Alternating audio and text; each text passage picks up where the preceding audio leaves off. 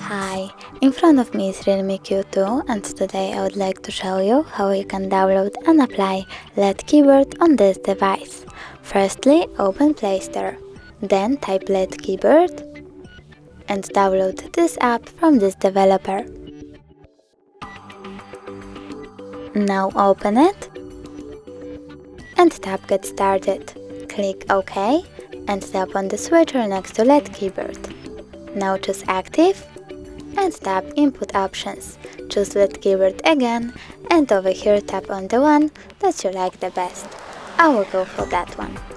So now I have to download theme and wait.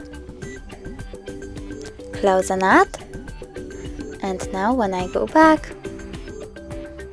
I can see that my keyboard was successfully applied. Thanks so much for watching. If you enjoyed this video, don't forget to leave a like, comment and subscribe. Bye!